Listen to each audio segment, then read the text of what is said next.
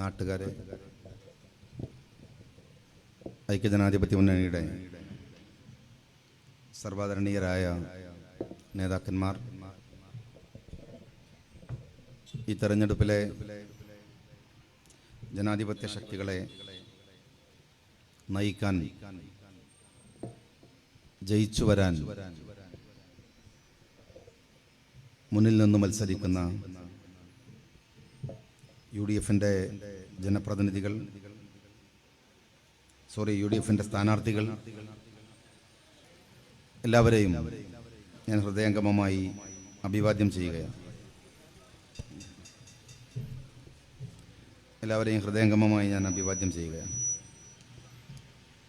കേരളത്തിലെ ഒരുപക്ഷെ നിർണായകമായ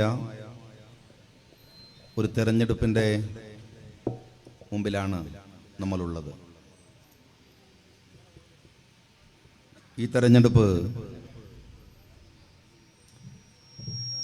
നമ്മുടെ രാജ്യം ആര് ഭരിക്കണം, അല്ലെങ്കിൽ നമ്മുടെ ഗ്രാമങ്ങളിലെ സാരഥികളായി ആര് വരണമെന്ന് തീരുമാനിക്കാനുള്ള ഒരു തെരഞ്ഞെടുപ്പാണ്.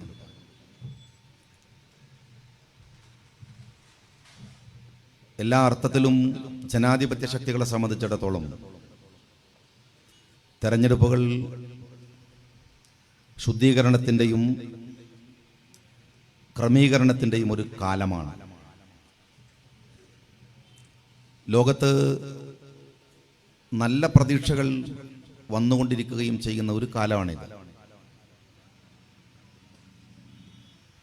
നമുക്കറിയാം, ഈ ജനാധിപത്യത്തിൻ്റെ കരുത്തിൻ്റെ മുമ്പിലാണ് അമേരിക്കൻ പ്രസിഡന്റ് പരാജയപ്പെട്ടു പോയത്. 3 ആളുകളായിരുന്നു ഈ ലോകത്തിൻ്റെ തന്നെ ഒരു ശല്യവും ശാപവുമായിട്ടുണ്ടായിരുന്നത്. ഒന്ന് നമ്മളുടെ ട്രംപും, മറ്റൊന്ന് മോഡിയും, മറ്റൊന്ന് പിണറായിയുമായിരുന്നു. ഒരുത്തൻ്റെ കഥ അമേരിക്കക്കാർ ഏകദേശം തീർത്തിട്ടുണ്ട്. ബാക്കി 2 ഒന്ന് നമ്മളുടെ കയ്യിലാണ് ഈ തെരഞ്ഞെടുപ്പിലുള്ളത്. അതുകൂടി ആയാൽ ഏകദേശം ലോകം തന്നെ ഒരു സലാമത്താകുന്ന കോലത്തിലേക്കാണ് കാര്യങ്ങൾ പോകുന്നത്. അപ്പം അതുകൊണ്ട് ആ ഉത്തരവാദിത്വം വളരെ സത്യസന്ധമായി നിർവഹിക്കാൻ ഈ തെരഞ്ഞെടുപ്പിനെ വിനിയോഗിക്കുക എന്നതൊരു ബാധ്യതയും ഉത്തരവാദിത്വമാണ്. നമ്മൾ ഇന്ത്യക്കാരെന്ന നിലക്ക് നമ്മൾ അഭിമാനിക്കുകയും ഒരു ഇന്ത്യക്കാരൻ എന്ന നിലക്ക് നമ്മുടെ യശസ്സിനെ ഉയരുകയും ചെയ്ത ഒന്ന്, ഈ രാഷ്ട്രത്തിൻ്റെ പിതാവ് ഗാന്ധിജിയാണ് എന്നതാണ്. ഗാന്ധിജിക്ക് ഒരുപാട് സവിശേഷമായ പ്രത്യേകതകൾ ഉണ്ടായിരുന്നു. അദ്ദേഹത്തിന് ഒരുപാട് സ്വപ്നങ്ങൾ ഉണ്ടായിരുന്നു. ഈ രാജ്യത്തിലെ ഹിന്ദുവിനെയും മുസ്ലിമിനെയും ക്രിസ്ത്യാനിയെയും രാജ്യം നിറഞ്ഞു നിൽക്കുന്ന എല്ലാ മതവിശ്വാസികളും ഒരുപോലെ ഇന്ത്യക്കാർ എന്ന നിലക്ക് ഒരുമിച്ച് നിൽക്കണമെന്നും അവരൊന്നാകണമെന്നും ആഗ്രഹിച്ചിരുന്ന ഒരു മഹാനാണ് അദ്ദേഹം. അള്ളാഹുവിന്റെ പ്രവാചകൻ മുഹമ്മദ് മുസ്തഫ സല്ലല്ലാഹു അലൈഹി വസല്ലം തങ്ങൾ ലോകത്തിന്റെ മുമ്പിൽ പറഞ്ഞ ഒരു കാര്യമുണ്ട്. അവസാനത്തെ പ്രസംഗത്തിൽ ഖുതുബത്തുൽ വിദാഇൽ ലോകത്തോട് പ്രവാചകൻ പറഞ്ഞത്, എന്റെ ജീവിതമാണ് നിങ്ങളുടെ മുമ്പിൽ നിങ്ങൾക്ക് വായിക്കാനും പഠിക്കാനും ജീവിക്കാനും ഉള്ളത് എന്നാണ്. എന്റെ ജീവിതമാണ് സന്ദേശമെന്ന് പറഞ്ഞ ലോകത്തിലെ ആദ്യത്തെ മനുഷ്യൻ ഒരുപക്ഷെ പ്രവാചകനായിരിക്കാം. ആ പ്രവാചകന്റെ വാക്കുകളെ അന്വർത്ഥമാം വിധത്തിലാണ് ഗാന്ധിജി ലോകത്തോട് പറഞ്ഞതും. എന്റെ ജീവിതമാണ് എന്റെ സന്ദേശം. ലിവിങ് ബൈ എക്സാമ്പിൾ എന്ന് പറയും. ആദർശങ്ങൾ പറയാൻ എളുപ്പമാണ്, സുഖകരമായ കാര്യമാണ്. പക്ഷെ അത് ജീവിച്ചു കാണിച്ചു കൊടുക്കുക എന്ന് പറയുന്നത് അപാരമായ ഒരു അനുഭവമാണ്. അതായിരുന്നു പ്രവാചകൻ പറഞ്ഞത്. ഇന്ത്യയുടെ രാഷ്ട്രനായകൻ ഗാന്ധിജിയും പറഞ്ഞത് എന്റെ ജീവിതമാണ് എന്റെ സന്ദേശം എന്നാണ്. അത് പറയണമെങ്കിൽ അത്യഭാരമായ മാനസികമായ ധൈര്യവും സ്ഥൈര്യവും ഒരു മനുഷ്യനുണ്ടാവണം. ആ ഗാന്ധിജിയാണ് ഇന്ത്യയുടെ രാഷ്ട്രപിതാവ്. ഗാന്ധിജിയുടെ സ്വപ്നങ്ങളിലെ മഹോന്നതമായ സ്വപ്നമൊന്ന് ഈ ഗ്രാമങ്ങളെ ശാക്തീകരിക്കുക എന്നതാണ്. ഗ്രാമങ്ങൾക്ക് അധികാരങ്ങൾ ലഭ്യമാവുകയും ഈ വൈവിധ്യങ്ങളുടെ നാട്ടിൽ വ്യത്യസ്തമായ ഗ്രാമങ്ങളുടെ സാംസ്കാരികവും സാമൂഹികവുമായ വൈവിധ്യങ്ങളെ കാത്തു സൂക്ഷിച്ചുകൊണ്ട് ഓരോ ഗ്രാമങ്ങളും അവരുടെ ഐഡന്റിറ്റിയെ നിലനിർത്താൻ അവർക്ക് അധികാരങ്ങൾ ആവശ്യമുണ്ട്. നിങ്ങൾക്ക് പൊതുവിലുള്ള നയങ്ങൾ തീരുമാനിക്കാൻ സംസ്ഥാന ഗവൺമെന്റ് ഉണ്ട്, സ്റ്റേറ്റ് ഗവൺമെന്റ്, ഇന്ത്യൻ ഗവൺമെന്റ് ഉണ്ട്. എന്നാൽ നിങ്ങളുടെ ഗ്രാമത്തിന്റെ സവിശേഷതയെ നിലനിർത്താൻ കഴിയുന്നത് നിങ്ങളുടെ ഗ്രാമത്തിലെ സഭകൾക്കാണ്, അധികാരികൾക്കാണ്, നാട്ടിലെ ജനപ്രതിനിധികൾക്കാണ്. അതുകൊണ്ടാണ് പഞ്ചായത്തി രാജ് ബില്ല് ഉണ്ടാവുന്നത്. ഗ്രാമസ്വരാജിനെ പൂർത്തീകരിക്കാൻ വേണ്ടിയാണ്. ഗ്രാമങ്ങളുടെ അധികാരത്തെ ശാക്തീകരിക്കാൻ കൊടുത്തിരിക്കുന്ന പഞ്ചായത്തിനെ ലോകത്തിലെ തന്നെ മാതൃകയായി എല്ലാവരും കണ്ടിട്ടുണ്ട്. ഞാൻ പലപ്പോഴും പറയാറുണ്ട്, ഒരിക്കൽ സൗത്ത് ആഫ്രിക്കയിലെ ബ്ലൂഫണ്ടൈൻ എന്ന് പറയുന്ന മനോഹരമായ ഒരു പ്രവിശ്യയിൽ ഞാൻ പോയപ്പോ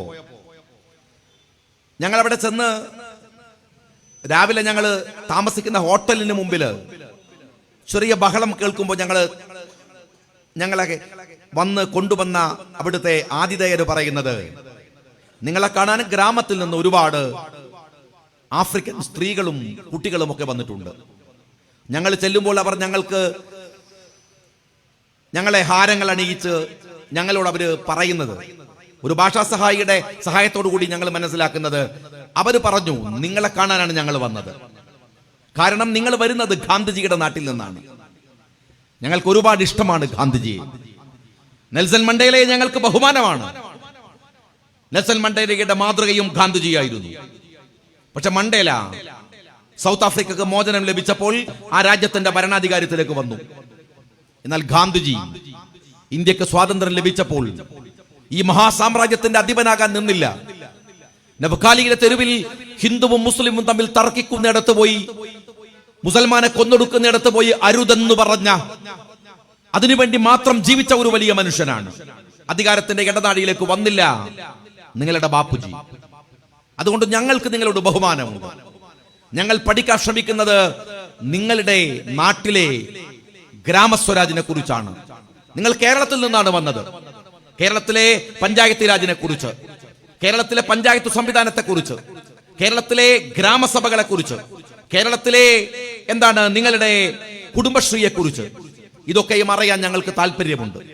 3 ദിവസത്തെ ഡിസ്കഷനുകളിൽ അവർ പ്രത്യേകിച്ച് ചോദിച്ചറിഞ്ഞു പഠിച്ചത് നമ്മുടെ ഗ്രാമസഭകളെ കുറിച്ചും നമ്മുടെ പഞ്ചായത്തുകളുടെ പ്രവർത്തനങ്ങളെ കുറിച്ചുമാണ്. നമ്മുടെ നാട്ടിൽ ഈ പഞ്ചായത്തുകൾ ലോകത്തിന്റെ മാതൃകയാണ്. ഞാനിവിടെ പഞ്ചായത്ത് മെമ്പർമാരായ ആളുകളുണ്ട്, ഈ സദസ്സിലുണ്ട്, ഇവിടെ വേദിയിലുണ്ട്. കഴിഞ്ഞ തവണയും അതിന് മുമ്പത്തെ തവണയും ഈ പല ഘട്ടങ്ങളിലായി പഞ്ചായത്തിൽ വന്നവർ. ഞാനും കണിയാമ്പറ്റ പഞ്ചായത്തിന്റെ പ്രസിഡന്റ് ചാർജ് വഹിച്ച്, വൈസ് പ്രസിഡന്റ് ചാർജ് വഹിച്ച് 5 വർഷം മെമ്പറായി തുടർന്ന ഒരാളാണ്. നമ്മളിൽ പലരും മെമ്പർമാരായിട്ടുള്ള ആളുകളാണ്. നിങ്ങൾ പരിശോധിക്കുക, പഞ്ചായത്തിന്റെ അധികാരത്തെ ഈ 5 വർഷക്കാലത്തിനിടയിൽ, ഈ 4.5 വർഷത്തിനിടയിൽ പഞ്ചായത്തിന് ലഭിച്ച ഫണ്ടുകൾ എത്രയാണ്? വെള്ളമുണ്ട പഞ്ചായത്ത് നിങ്ങൾക്ക് ലഭിച്ച ഫണ്ടുകളിൽ എത്രമാത്രം കുറവുണ്ടായിരുന്നു? എക്സ്പെൻഡിച്ചർ ആവുക എന്നത് ഒരു പഞ്ചായത്തിനകത്ത് ആവാൻ കാത്തിരിക്കുന്ന സമയമുണ്ടായിരുന്നു. എന്നാൽ അതിനുവേണ്ടി കാത്തിരിക്കുന്ന ഗവൺമെന്റുകളല്ല നമ്മൾ ഈ കഴിഞ്ഞ 4.5 കൊല്ലം കണ്ടത്. പഞ്ചായത്തുകളുടെ ഫണ്ടുകൾ വെട്ടിക്കുറച്ചു. ഗ്രാമസഭകളിൽ ഒരു പഞ്ചായത്ത് മെമ്പർ പങ്കെടുക്കാതിരുന്നാൽ, ഗ്രാമസഭ വിളിച്ചു ചേർക്കാതിരുന്നാൽ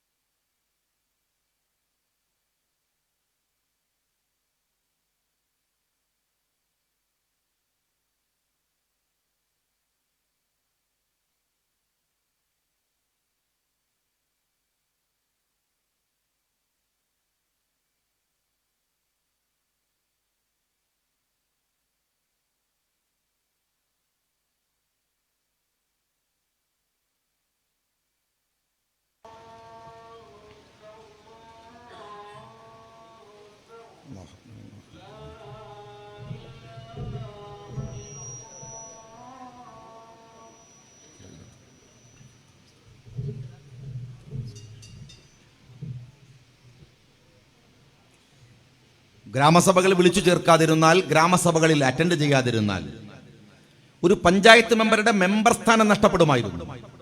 ഗ്രാമസഭകൾക്ക് അതിന്റെ അധികാരമുണ്ടായിരുന്നു. ആ അധികാരത്തെ ആരാണ് 4.5 വർഷക്കാലം കൊണ്ട് എടുത്തു കളഞ്ഞത്? ഗ്രാമസ്വരാജ് പൂർത്തീകരിക്കണമെങ്കിൽ ഗ്രാമസഭകൾക്ക് അധികാരം വേണ്ടേ? പഞ്ചായത്തിനും വേണ്ടേ? അത് മാത്രമല്ല, ഞാൻ ചോദിക്കട്ടെ, ഇത് തരുവണ പ്രദേശമാണ്. കൊച്ചുനാൾ മുതൽ എനിക്കറിയാവുന്ന ഈ നാട്, ഈ വെള്ളമുണ്ട പഞ്ചായത്ത് തരുവണ പോലെയുള്ള ഒരു പ്രദേശത്ത് നിങ്ങൾ ഈ നാട്ടിലെ സാമൂഹ്യമായ ഇടപെടലുകൾ, സാംസ്കാരികമായ ഇടപെടലുകൾ ഒരുപക്ഷെ പനമരം പഞ്ചായത്തിൽ നിന്ന് വ്യത്യസ്തമാണ്. കണിയാമ്പറ്റ പഞ്ചായത്ത് പോലെയല്ല. മേപ്പാടി പഞ്ചായത്തിലെ ജനങ്ങളുടെ ഇടപെടലുകളും രീതികളും അവരുടെ സ്ലാങ്ങുകളുമല്ല ഇവിടെ ഈ വെള്ളമുണ്ടയിലുള്ളത്, ഈ തരുവണയിലുള്ളത് വ്യത്യസ്തമാണ്. ഒരു ഗ്രാമത്തിന് തനതായ ഭാഷയുണ്ട്, തനതായ രീതികളുണ്ട്, തനതായ സാമൂഹ്യ ക്രമങ്ങളുണ്ട്. നിങ്ങളുടെ വെള്ളമുണ്ട പഞ്ചായത്തിന്റെ സാമൂഹ്യവും സാംസ്കാരികവുമായ രീതികൾക്കനുസരിച്ച് തീരുമാനങ്ങൾ എടുക്കാനാണ് നിങ്ങൾക്ക് അധികാരം തരുന്നത് പഞ്ചായത്തിൽ. ഒരു ഉദാഹരണം ഞാൻ പറയാം. നിങ്ങളുടെ നാട്ടിന് പുറത്തൊരു കള്ള് ഷാപ്പ് വന്നാൽ, ഒരു ബ്രാൻഡ് ഷാപ്പ് വന്നാൽ, ഒരു മദ്യശാല വന്നാൽ, ഇവിടുത്തെ സ്കൂളിനടുത്ത്, ഇവിടുത്തെ അമ്പലത്തിനടുത്ത്, ഇവിടുത്തെ പള്ളിയുടെ അടുത്ത്, ഇവിടുത്തെ ചർച്ചിനടുത്ത് ആ കള്ള് ഷാപ്പ് വന്നാൽ തരുവണക്കാർക്ക് എങ്ങനെയാ ബാധിക്കുക? വെള്ളമുണ്ട സിറ്റിയിലുള്ളവർക്ക് എങ്ങനെയാണ് ബാധിക്കുക? ഈ വെള്ളമുണ്ട പഞ്ചായത്തിന്റെ ഏതെങ്കിലും ഗ്രാമപ്രദേശത്തുള്ളവർക്ക് എങ്ങനെയാണ് ബാധിക്കുക? ആ എഫക്റ്റ് ആയിരിക്കില്ല പുൽപ്പള്ളിയിൽ ഒരു മദ്യശാല വന്നാൽ ഉണ്ടാവുക. ആ പ്രതിഫലനമായിരിക്കില്ല സുൽത്താൻ ബത്തേരിയിലെ മുനിസിപ്പാലിറ്റിയിൽ ഒരു ബ്രാൻഡ് ഷാപ്പ് വന്നാൽ ഉണ്ടാവുക. വ്യത്യസ്തമാണ്. അതുകൊണ്ട് വെള്ളമുണ്ട പഞ്ചായത്തിനോട് പറഞ്ഞു, നിങ്ങളുടെ നാട്ടിൽ മദ്യശാല എവിടെ വരണമെന്ന് നിങ്ങളുടെ പഞ്ചായത്ത് ബോർഡ് തീരുമാനിക്കട്ടെ. അതായിരുന്നു ഗ്രാമസ്വരാജിന്റെ ഭാഗമായി പഞ്ചായത്തുകൾക്ക് കൊടുത്ത അധികാരം എന്ന് പറയുന്നത്. എന്നാൽ നിങ്ങൾ ഈ കഴിഞ്ഞ 4.5 കൊല്ലം കൊണ്ട് നിങ്ങൾ എന്താ ചെയ്തത്? വെള്ളമുണ്ടയിൽ ഒരു കള്ള് ഷാപ്പ് വേണമോ എന്ന്, തരുവണയിൽ ഒരു ബ്രാൻഡ് ഷാപ്പ് വേണമോ എന്ന് തീരുമാനിക്കാൻ നിങ്ങളുടെ വെള്ളമുണ്ട പഞ്ചായത്തിന് അധികാരമുണ്ടോ? ഉണ്ടായിരുന്നു. ആരാ എടുത്തു കളഞ്ഞത്? നിങ്ങളുടെ നാട്ടിൽ ഒരു ബ്രാൻഡ് ഷാപ്പ് വരുമ്പോ അത് ആര് തീരുമാനിക്കുമെന്നറിയുമോ? തിരുവനന്തപുരത്ത് നിന്ന് കള്ള് മുതലാളിയും CPM-കാരും തീരുമാനിച്ചാൽ ഇവിടെ ഈ ബ്രാൻഡ് ഷാപ്പ് കൊണ്ടുവരാം, മദ്യശാല കൊണ്ടുവരാം. നിങ്ങൾ ഗ്രാമത്തിലെ ജനങ്ങളുടെ അധികാരത്തെ കവർന്നെടുക്കുകയല്ലേ ചെയ്യുന്നത്? ഈ നാട്ടിൽ നടക്കേണ്ടുന്ന ഒരു സാമൂഹ്യ അതിജീവനത്തെയോ സാമൂഹ്യമായ ഇടപെടലിനെയോ നിങ്ങൾ തിരുവനന്തപുരത്ത് നിന്ന് മദ്യ മുതലാളിമാരെ കൊണ്ട് നിയന്ത്രിക്കുകയല്ലേ ചെയ്യുന്നത്? UDF പറഞ്ഞ ഒരു കാര്യമുണ്ട്, ഞങ്ങൾ അധികാരത്തിൽ വന്നാൽ എന്നത് ഒരു പ്രയോഗം മാത്രമാണ്. ഞങ്ങൾ വരാൻ ഇനി നിങ്ങൾ ഒരു 5-6 മാസം കാത്തിരുന്നാൽ മതി. ഞങ്ങൾ വരികയും ചെയ്യും, ആ നിയമം എടുത്തു കളയുകയും ചെയ്യും. വെള്ളമുണ്ട പഞ്ചായത്ത് UDF ഭരിക്കുകയും ചെയ്യും. ഞാൻ നിങ്ങളോട് ഉറപ്പ് പറയുന്നു, നിങ്ങൾക്ക് ആ അധികാരം തിരിച്ചു തരുന്ന പണിയാണ് ഐക്യ ജനാധിപത്യ മുന്നണിക്ക് ഉണ്ടാവുക എന്നത് നിങ്ങൾ ഉറപ്പിച്ചു വെച്ചോളൂ. നിങ്ങളാണ് തീരുമാനിക്കേണ്ടത്. ഇവിടുത്തെ ഗ്രാമങ്ങളിൽ നമ്മുടെ കുട്ടികൾ, പള്ളിയിലേക്ക് പോകുന്നവർ, സ്കൂളിലേക്ക് പോകുന്ന +2 പഠിക്കുന്ന പെൺകുട്ടികൾ യാത്ര ചെയ്യുന്ന വഴിയില് മദ്യഷാപ്പ് കൊണ്ടുവന്നാൽ, ഒരു വിദേശ മദ്യശാല വന്നാൽ, അവിടുത്തെ ഒരു ബീവറേജസ് ശാല വന്നാൽ എങ്ങനെയാണ് നിങ്ങളെ ബാധിക്കുക എന്ന് തീരുമാനിക്കേണ്ടത് നിങ്ങളാണ്. അതുകൊണ്ട് ആ അധികാരം നിങ്ങൾക്ക് ലഭിക്കുക, നിങ്ങൾക്ക് തരിക എന്നതാണ് ഐക്യ ജനാധിപത്യ മുന്നണിയുടെ പ്രകടന പത്രികയിൽ പറഞ്ഞതും ബാധ്യതയും. അങ്ങനെ ഒരുപാട് കാര്യങ്ങൾ ഞാൻ വിശദീകരിച്ച് അതിലേക്ക് കടക്കുകയല്ല. ഗ്രാമങ്ങളുടെ അധികാരത്തെ തിരിച്ചു കൊണ്ടുവന്ന് ഈ പഞ്ചായത്തിനെ ശക്തിപ്പെടുത്താനുള്ള നടപടിക്രമങ്ങളിൽ പങ്കാളിയാവാൻ ഒരു രാജ്യത്തെ സജ്ജമാക്കുന്ന പണിയിലാണ് നമ്മൾ ഉള്ളത്. അത് കഴിയണം. രാജ്യം ഭരിക്കുന്നവർക്ക് അതിന് എത്രമാത്രം ബാധ്യതയും ബോധ്യവും ഉണ്ട് എന്ന് നിങ്ങൾ പരിശോധിച്ചിട്ടുണ്ടോ? ഇപ്പോഴെന്താണ് നമ്മുടെ നാട്ടിന്റെ സ്ഥിതി എന്ന് പറയുന്നത്? എന്തുമാത്രം രസകരമായ ഒരു ഭരണമാണ് ഇന്ന് പോലും. നമ്മൾ ഞാൻ ഈ സംസാരിക്കുന്ന സമയം പോലും എന്താ നാട്ടിൽ നടന്നുകൊണ്ടിരിക്കുന്നത്? എത്രമാത്രം അപകടകരമായിട്ടുള്ള ഒരു ഭരണമാണ് ഇത്. പറഞ്ഞാൽ, ഈ ഭരണത്തെ വിമർശിച്ചാൽ, എതിർത്താൽ, ഇപ്പൊ ഞാൻ ചോദിക്കുന്നത്, ഈ അടുത്ത കാലത്ത് നമ്മൾ കേൾക്കുന്നത് സ്വർണ്ണ കച്ചവടവുമായി ബന്ധപ്പെട്ട ഏർപ്പാടാണ്, സ്വർണ്ണക്കടത്തുമായി ബന്ധപ്പെട്ട ഏർപ്പാടാണ്. എല്ലാവരും അതിന്റെ പിറകിലാണ്. സ്വർണ്ണക്കടത്ത്, അതിലെ ആളുകള്, അതുമായി ബന്ധപ്പെട്ടാൽ രവീന്ദ്രനെ ചോദ്യം ചെയ്യൽ, ഇത് ഏറ്റവും ലേറ്റസ്റ്റ് ഇഷ്യൂ ആണ്. എന്നാൽ അത് മാത്രമാണോ പ്രശ്നം? 4.5 കൊല്ലം കൊണ്ട് നിങ്ങൾ ഉണ്ടാക്കിയ പ്രശ്നം ഇത് മാത്രമാണോ? അല്ലല്ലോ. കേരളത്തിന്റെ മുഖ്യമന്ത്രി പറയാ, നിങ്ങൾ 5 കൊല്ലക്കാലം ഈ രാജ്യം ഈ 4.5 കൊല്ലത്തോളം നിങ്ങൾ ഈ സ്റ്റേറ്റ് ഭരിക്കുകയാണ്. എന്തൊക്കെ സുന്ദരമായ വാഗ്ദാനങ്ങൾ നടത്തി വന്ന ഭരണമാണ്. ഏതു മേഖലയിലാണ് ജനങ്ങൾക്ക് ഉപകാരപ്രദമായ ഒരു കാര്യം ചെയ്തത്? ഒറ്റ കാര്യം ഞാൻ പറയാം. PSC, പബ്ലിക് സർവീസ് കമ്മീഷൻ എന്ന് പറയുന്നത് ഇന്ത്യയിലേക്ക് തന്നെ മാതൃകയായ കേരളത്തിന്റെ മോഡലാണ്. അതിന്റെ സുതാര്യത മോഡലാണ്, അതിന്റെ വിശ്വാസ്യത മോഡലാണ്. PSCയുടെ ക്രെഡിബിലിറ്റി എന്താണ്? നിങ്ങളുടെ തിരുവനന്തപുരത്തെ SFIയുടെ 2 ഗുണ്ടകൾക്ക് റാങ്ക് കള്ളത്തരത്തിൽ വാങ്ങിക്കൊടുക്കാൻ നിങ്ങൾ ഉപയോഗിച്ചത് ഈ PSC ആണ്. അറിയോ സഖാക്കൾക്ക്? ലക്ഷക്കണക്കിന് ആളുകൾ ഇരുട്ടിൽ മെഴുകുതിരി വെട്ടത്തിൽ, അതുപോലെ തന്നെ അവന്റെ കൂരയിലിരുന്ന് പഠിച്ച് അവൻ എഴുതുന്ന PSC പരീക്ഷ, ആ കുട്ടികളുടെ പ്രതീക്ഷയെ തല്ലിക്കെടുത്തി PSC പരീക്ഷയുടെ വിശ്വാസ്യത കളഞ്ഞത് നിങ്ങൾ ഈ രാജ്യം ഭരിക്കുമ്പോഴാണ്. നിങ്ങളുടെ ഗുണ്ടകൾക്ക് പരീക്ഷയ്ക്ക് ഇരിക്കുക പോലും ചെയ്യാതെ ജയിച്ചു കയറാനുള്ള മാർക്കുകൾ വകവെച്ച് കൊടുത്തത് നിങ്ങളാണ്, നിങ്ങളുടെ ആളുകളാണ്. അതിന്റെ ക്രെഡിബിലിറ്റി തകർത്തില്ലേ നിങ്ങൾ? CH മുഹമ്മദ് കോയ സാഹിബ് ഉണ്ടാക്കിയ കാലിക്കറ്റ് യൂണിവേഴ്സിറ്റി നിങ്ങൾക്കറിയില്ലേ? എന്റെ മുമ്പിൽ ഇരിക്കുന്ന കാരണവന്മാർക്കറിയാം. അതൊരു സ്വപ്നമാണ്. മലബാറിന്റെ പ്രതീക്ഷയായിരുന്നു, മലബാറിന്റെ ആഗ്രഹമായിരുന്നു, മലബാറിന്റെ ആവേശമായിരുന്നു ആ യൂണിവേഴ്സിറ്റി. നമ്മുടെ ഗ്രാമങ്ങളിലെ കുട്ടികൾ, ഇന്ന് പഠിക്കുന്ന പെൺകുട്ടികൾ നിങ്ങൾക്കറിയില്ലേ? വെള്ളമുണ്ടയിൽ, തരുമണയിൽ, 5-ാം മൈലിൽ, 4-ാം മൈലിൽ ആൺകുട്ടികളെക്കാൾ കൂടുതൽ പഠിച്ചു വരുന്നത് ഈ പെൺകുട്ടികളാണ്. അവർക്ക് അതിനുള്ള സൗകര്യങ്ങൾ എങ്ങനെയാണ് ഉണ്ടായത്? കാലിക്കറ്റ് യൂണിവേഴ്സിറ്റി നിർവഹിച്ച ഉത്തരവാദിത്തം എന്താണ്? അതിന്റെ ക്രെഡിബിലിറ്റി എന്താണ്?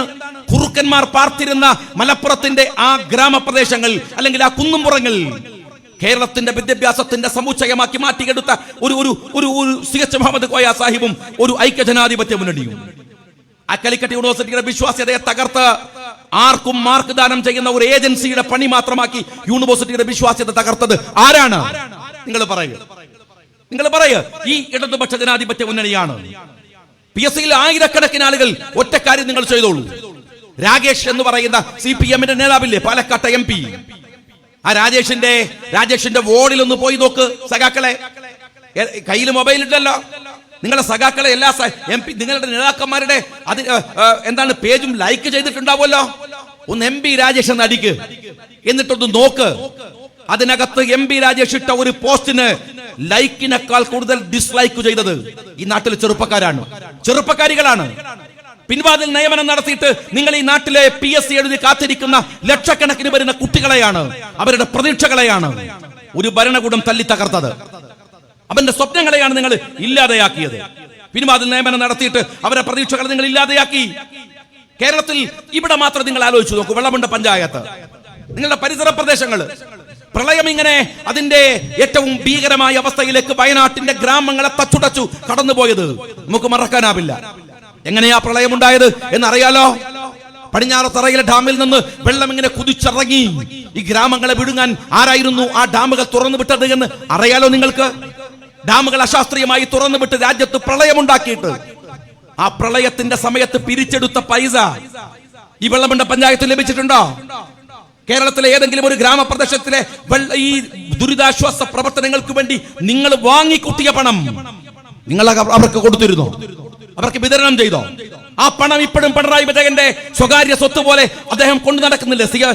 അദ്ദേഹത്തിന്റെ ഫണ്ടായി, അദ്ദേഹത്തിന്റെ വിവേചനാധികാരമുള്ള ഫണ്ടായി. എന്തേ ഞാൻ നിങ്ങളോട് ചോദിക്കുന്നത്, ഈ ഫണ്ടിനെ പാവപ്പെട്ടവന് കൊടുക്കേണ്ട, അവൻ എത്തിച്ചു കൊടുക്കേണ്ട പണം ഇപ്പോഴും പ്രളയത്തിന്റെ ദുരിതം ഏറ്റുവാങ്ങിയവർക്ക് കിട്ടിയില്ല എന്ന് മാത്രല്ല, പ്രളയത്തിന്റെ ഫണ്ട് അടിച്ചു മാറ്റിയത് ആരാണ് സഖാവേ? ഡിവൈഎഫ്ഐക്കാരാ. നിങ്ങൾ പരിശോധിക്ക്. ഈ പ്രളയത്തിൽ ദുരിതം അനുഭവിച്ചവർക്ക് നാട്ടിൻ പുറത്തുള്ള പാവങ്ങൾ പോലും അന്ന് വാർത്ത കണ്ടിട്ടില്ലേ? പിണറായി വിജയൻ വൈകുന്നേരം അങ്ങനെ TV-യിൽ വന്നിട്ട് എന്താണ്, ഇന്ന പ്രദേശത്തിലെ ഇന്ന ഉമ്മ കാതിലെ കമ്മൽ അഴിച്ചു തന്നു, കുട്ടി അവളുടെ കുടുക്ക പൊട്ടിച്ചു തന്നു. ഇതൊക്കെ നിങ്ങൾ പരസ്യത്തിന് വേണ്ടി പറഞ്ഞ മാത്രമല്ല, പിണറായി വിജയൻ ഈ നാട്ടിലെ കൊച്ചുകുട്ടികളുടെ വിയർപ്പിന്റെ അംശം പോലുമുള്ള പണമാണത്. നിങ്ങളുടെ CMRDF അറിയുമോ? നിങ്ങൾ ആ പണമാണ് നിങ്ങളുടെ സഖാക്കള് അവന്റെ വീട്ടിലെ മക്കളെ കൊണ്ടുപോയി തീറ്റിക്കാൻ വേണ്ടി നക്കിയെടുത്തത് എന്ന് നിങ്ങൾ മനസ്സിലാക്കണം. അറിയോ നിങ്ങൾക്ക്? ഇതിലും വലിയ ഈ പണമൊക്കെ കൊണ്ടുപോയി തിന്നുന്നതിൽ നല്ലത് നിങ്ങൾ വല്ല സാനിറ്റോറിയത്തിലും പോയി ക്ഷയരോഗികളുടെ കഫം തിന്നുന്നതാണ് എന്നാണ് എനിക്ക് എന്റെ സഖാക്കളോട് പറയാനുള്ളത്. ആ പാവങ്ങളുടെ പണം നിങ്ങൾ ഉപയോഗിച്ചു. എത്ര ഡിവൈഎഫ്ഐക്കാരുടെ പേരിൽ കേസ് ചാർജ് ചെയ്തു പരിശോധിക്കുക നിങ്ങൾ. ഒരു സക്കീർ ഹുസൈനല്ലേ നിങ്ങൾക്ക് ആലുവയിൽ, നിങ്ങളുടെ എറണാകുളത്ത്. ഇന്ന് വന്നുകൊണ്ടിരിക്കുന്ന വാർത്ത എന്താണെന്ന് അറിയുമോ? ഡിവൈഎഫ്ഐയുടെ ധീരനും വീരനും പോരാളിയുമായ സക്കീർ ഹുസൈന്റെ പേരിൽ 4 ആഡംബര വീടുകൾ അയാളുടെ പേരിൽ കണ്ടുപിടിച്ചിരിക്കുന്നു അത്രേ, അല്ലേ? അദ്ദേഹത്തിന്റെ പേരിൽ ഈ പുതിയ ഏറ്റവും പുതുതായി വന്നുകൊണ്ടിരിക്കുന്ന വാർത്തയാണ് ഈ പറയുന്ന സക്കീർ ഹുസൈൻ അടിച്ചുമാറ്റിയ പണം, ബാങ്കിൽ നിന്ന് അവിടുത്തെ സ്റ്റാഫിനെ ഉപയോഗിച്ച് അടിച്ചുമാറ്റിയ പണം, അതിന്റെ വാർത്തകൾ പുറത്തു വന്നില്ലേ? എവിടെയാണ്? നിങ്ങൾ ഏതു മേഖലയിലാണ് ഒരു ഗവൺമെന്റ് ഈ ജനങ്ങളുടെ ഉത്തരവാദിത്തത്തോടെ പെരുമാറിയിട്ടുള്ളത്? പരിശോധിക്കൂ CPM-കാരാ. ശബരിമല വിഷയം വന്നു, ഞാൻ അന്നേ പറഞ്ഞു, ശബരിമല വിഷയം വരുമ്പോ ജാഗ്രതയായി നിൽക്കാൻ ഒരു ബാധ്യത ഇവിടുത്തെ ക്രിസ്ത്യാനികൾക്കുണ്ട്, മുസ്ലിങ്ങൾക്കുണ്ട്. എന്തുകൊണ്ടാണെന്ന് അറിയുമോ? ശബരിമല വിഷയം ഈ രാജ്യത്തിലെ ഹിന്ദുമത വിശ്വാസികളെ സംബന്ധിച്ചിടത്തോളം അവരുടെ മൗലികമായ, അവരുടെ അടിസ്ഥാനപരമായ ഒരു വിശ്വാസ പ്രശ്നമാണ്. ആ പ്രശ്നത്തെ ഒരു ഗവൺമെന്റ് കൈകാര്യം ചെയ്യുമ്പോൾ അതിനകത്ത് പോയി കക്ഷിയായി നിൽക്കലല്ല ഒരു മുസ്ലിം ചെയ്യേണ്ടത്, ഒരു ക്രിസ്ത്യാനി ചെയ്യേണ്ടത് എന്ന് ഞാൻ ഇപ്പോഴും വിശ്വസിക്കുന്നു. അത് പറയുകയും ഞാൻ ചെയ്യും. കാരണം എന്തെന്നറിയുമോ? ഓരോ മതവും അവന്റെ വിശ്വാസത്തെ പരിപാലിക്കുകയും സൂക്ഷിക്കുകയും എന്നാൽ മറ്റൊരു മതസ്ഥനും വേദനയുണ്ടാക്കുന്ന വിധത്തിൽ അതിനെ ഉപയോഗിക്കാതിരിക്കുകയും ചെയ്യുന്ന സൂക്ഷ്മതയുടെ പേരാണ് ഇന്ത്യൻ സെക്യുലാരിസം എന്ന് പറയുന്നത്, ഇന്ത്യൻ ജനാധിപത്യം എന്ന് പറയുന്നത്, ഇന്ത്യയുടെ ഈ പ്ലൂറലിസം എന്ന് പറയുന്നത്. അങ്ങനെ നമ്മൾ സൂക്ഷിച്ചിട്ടുണ്ടായിരുന്നു. ഈ രാജ്യത്തിലെ ഒരു ഹിന്ദുവിന് പ്രയാസമുണ്ടായാൽ, ക്രിസ്ത്യാനിക്ക് പ്രയാസമുണ്ടായാൽ, മുസ്ലിമിന് പ്രയാസമുണ്ടായാൽ എല്ലാവരും പരസ്പരം വേദനിക്കുകയും സങ്കടപ്പെടുകയും ചെയ്ത ഒരു കാര്യമുണ്ടായി. ശബരിമല നിങ്ങൾ എടുക്കുക. ആ ശബരിമല എത്രമേൽ നമ്മുടെ നാട്ടിലെ ഒരു ഹിന്ദുമത വിശ്വാസിയെ സംബന്ധിച്ചിടത്തോളം അവന്റെ പ്രശ്നമാണ്. ഞാൻ ഇന്നലെ പോലും ഒരു കാര്യം പറയുമ്പോൾ പറഞ്ഞു, ഞാനിങ്ങനെ അതിരാവിലെ വീട്ടിൽ നിന്ന് ചെറുപ്പകാലത്ത് വീട്ടിൽ നിന്ന് ഇറങ്ങുമ്പോ ഞാൻ ഇന്ന് എന്റെ അനുജൻ അവിടെ കണിയാമ്പട്ടയിൽ മത്സരിക്കുന്നിടത്ത് പോകുമ്പോൾ അവരുടെ വീട് ഞാൻ കണ്ടു. പായ്ക്കുട്ടിയം എന്ന് പറയുന്ന ഒരു സ്ത്രീയുണ്ട്. അവര് അവിടെ എന്റെ വീടിന്റെ കുറച്ചപ്പുറത്താണ്. രാവിലെ ഒരു 5 മണിയായി നമ്മളൊന്ന് പുറത്തിറങ്ങുമ്പോൾ കാണാം അമ്പലത്തിൽ നിന്ന് പായ്ക്കുട്ടിയമ്മ വരുന്നു. ഇതുപോലെയാണ് ഒരു എല്ലിട്ട പോലെ ഊര വളഞ്ഞ് പ്രായം കൊണ്ട് തല ഭൂമിയിലേക്ക് കുത്താവുന്ന ഭാഗത്തിൽ വളഞ്ഞു വരുന്ന ഒരു സ്ത്രീ. ഞാൻ പായ്ക്കുട്ടിയമ്മ എപ്പോഴും കറുത്ത വസ്ത്രം ധരിച്ചു മാത്രമേ കണ്ടിട്ടുള്ളൂ. എല്ലാ ശബരിമലയിലും മലയ്ക്കും അവർ പോകും. പ്രായത്തിന് ആയതിനു ശേഷം 10 വയസ്സിനും 50 വയസ്സിനും ഇടയിലുള്ള പെണ്ണുങ്ങൾക്ക്, സ്ത്രീകൾക്ക് ശബരിമലയിൽ പ്രവേശിക്കാൻ പാടില്ല എന്ന തീരുമാനമുണ്ട്. ഏതെല്ലാം മതത്തിൽ എന്തെല്ലാം തീരുമാനങ്ങളുണ്ട്. മനുഷ്യന്റെ ലോജിക്കിന് നിരക്കുന്നതാണോ അത്? നമ്മുടെ ലോജിക്ക് കൊണ്ട് തീരുമാനിക്കാവുന്ന കാര്യങ്ങളാണെങ്കിൽ അതിന് വിശ്വാസം എന്നല്ല പറയേണ്ടത്, അതിന് യുക്തി എന്നാണ് പറയേണ്ടത്. നിങ്ങൾക്കും എനിക്കും നിങ്ങളുടെ യുക്തി കൊണ്ടെല്ലാം തീരുമാനിക്കാമെങ്കിൽ പിന്നെ അള്ളാഹുവിന്റെ തീരുമാനങ്ങൾക്ക് എന്താണ് പ്രാധാന്യമുള്ളത്? നിങ്ങളെ പഠിപ്പിക്കുന്ന മതത്തിന്റെ തീരുമാനങ്ങൾക്ക് എന്താണ് പ്രാധാന്യമുള്ളത്?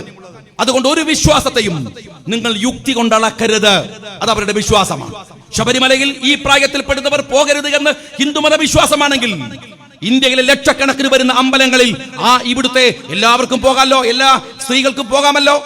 ശബരിമലയിൽ പോകാതിരിക്കുന്നുവെങ്കിൽ വിശ്വാസപരമായി ഹിന്ദു സമൂഹത്തിന് അതിലൊരു കാര്യമുണ്ട്, അതിലൊരു പ്രശ്നമുണ്ട്. ആ പ്രശ്നത്തെ ഒരു ഗവൺമെന്റ് ആണോ നേരിടേണ്ടത്? ഇനി ഗവൺമെന്റ് പൊട്ടത്തരം കൊണ്ട് നേരിട്ടു എന്ന് വെക്കുക. അങ്ങനെ നേരിട്ടാൽ ഞാൻ ചോദിക്കട്ടെ, അതിനെന്തിനാണ് നിങ്ങൾ ഇവിടുത്തെ മുസ്ലിങ്ങളെ വലിച്ചിടച്ചത്? ശബരിമല വിഷയത്തിൽ നിങ്ങൾ ഒരു മതിലുണ്ടാക്കി രാജ്യത്ത്. അല്ലെങ്കിൽ തന്നെ രാജ്യത്ത് BJP-കാരൻ കുശാഗ്ര ബുദ്ധിയോടെ എങ്ങനെയാണ് ഒരു സമൂഹത്തെ തമ്മിൽ തല്ലിക്കേണ്ടത് എന്ന് പരിശോധിച്ചു കൊണ്ടിരിക്കുന്ന ഒരു കാലത്ത്, ഒരു സമയത്ത് നിങ്ങൾ ചെയ്തത് എന്താണെന്ന് അറിയുമോ?